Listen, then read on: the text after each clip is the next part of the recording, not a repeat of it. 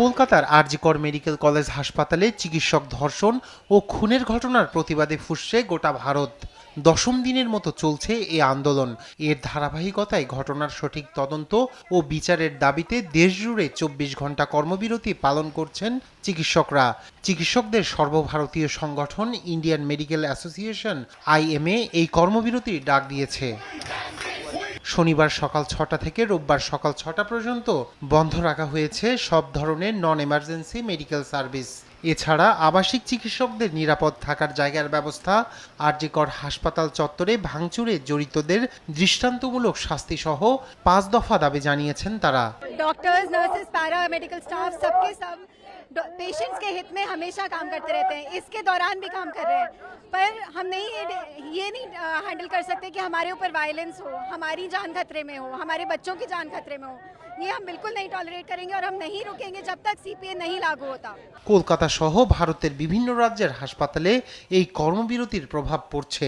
এতে ব্যাহত হচ্ছে চিকিৎসা সেবা, ফলে ভোগান্তিতে পড়তে হচ্ছে সেবা নিতে আসা রোগী ও তার স্বজনদের। लमसम 50,000 की संख्या में OPD में सभी लोगों का इलाज होता है। यहाँ पे सब लोग आते हैं दूर दूर से, अलग अलग जिले से। यहाँ पे बहुत ज़्यादा दिक्कत हो रहा है।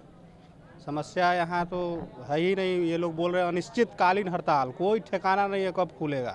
রাত দখল কর্মসূচি চলাকালীন আরজি করের জরুরি বিভাগ সহ বেশ কিছু অংশে তাণ্ডব চালানোর অভিযোগে এখন পর্যন্ত গ্রেপ্তার করা হয়েছে ৩০ জনকে।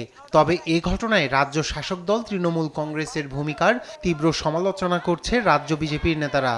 वो बोल केवल संदीप घोष के थे, वो भाव ममता बनर्जी के थे। प्रोटेक्ट करने के लिए जो परपिट्रेटर्स ऑफ हीनियस क्राइम थे उनको बचाने की कोशिश ममता बनर्जी कर रही है। ममता जी ध्यान रहे, हम चिकित्सक हैं, हम चिकित्सा करते हैं और अन्याय करेंगी तो अन्याय का चिकित्सा भी चिकित्सक कर सकता है। এদিকে আরজি কর হাসপাতালের ঘটনায় নিন্দা জানিয়েছেন বলিউডের তারকারাও।